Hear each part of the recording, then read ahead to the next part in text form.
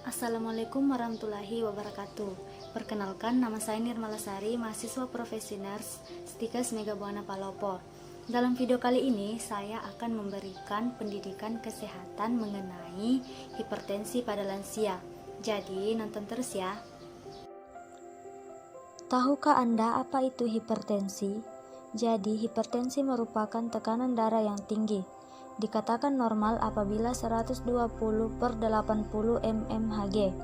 Prehipertensi apabila tekanan darah sistolik 120-139 mmHg atau tekanan darah diastolik 80-89 mmHg.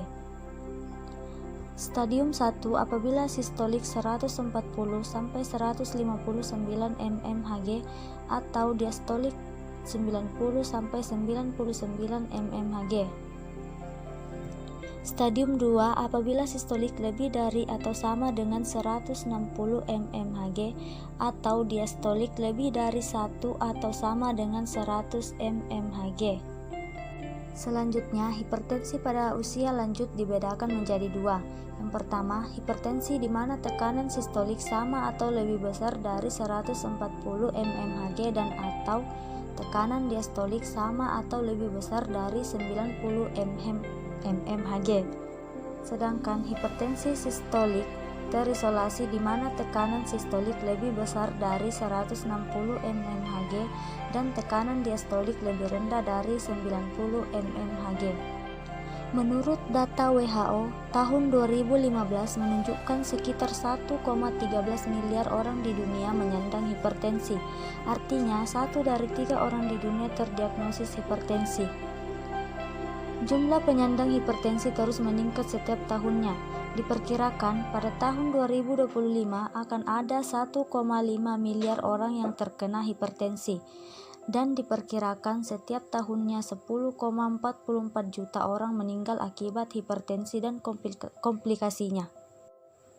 Berdasarkan data Riset Kesehatan Dasar 2018, prevalensi hipertensi berdasarkan hasil pengukuran pada penduduk usia 18 tahun sebesar 3,1%, tertinggi di Kalimantan Selatan 44,1%, sedangkan terendah di Papua sebesar 22,2%. Hipertensi terjadi pada kelompok umur 31 sampai 44 tahun, 3,6%, umur 45 sampai 54 tahun sebesar 45,3%. dan umur 55 sampai 64 tahun sebesar 55,2%.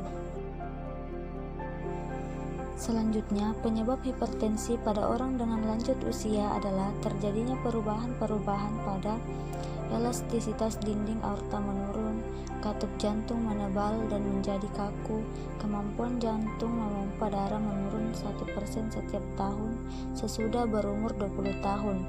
Kemampuan jantung memompa darah menurun menyebabkan menurunnya kontraksi dan volumenya. Kehilangan elastisitas pembuluh darah. Hal ini terjadi karena kurangnya efektivitas pembuluh darah perifer untuk oksigenasi dan meningkatnya resistensi pembuluh darah perifer. Tanda dan gejala hipertensi. Yang pertama adalah asimptomatik. Peningkatan hasil pengukuran tekanan darah, nyeri kepala, pusing, gangguan penglihatan, hipertrofi ventrikel kiri, iskemia cerebral, lemas, kelelahan, gelisah, mual, muntah, sesak nafas, dan kesadaran menurun. Komplikasi hipertensi. Yang pertama, penyakit arteri koronaria, infark miokardium, stroke, perubahan penglihatan, gagal ginjal, dan gagal jantung. Adapun pemeriksaan penunjang yang dapat dilakukan pada pasien hipertensi yaitu pemeriksaan tekanan darah. Hasil pengukuran tekanan darah terus-menerus lebih dari 140/90 mmHg. Pemeriksaan laboratorium. Pemeriksaan EKG atau hipertrofi ventrikel kiri. Fototoraks, CT scan, dan yang terakhir, pemeriksaan oftalmoskopi. Perubahan retina seperti vasokonstriksi berat, papil edema, dan retinopati. Penata laksanaan pada pasien hipertensi. Yang pertama adalah diet. Diet rendah natrium, rendah kalori, rendah kolesterol, dan rendah lemak. Membatasi alkohol dan kafein.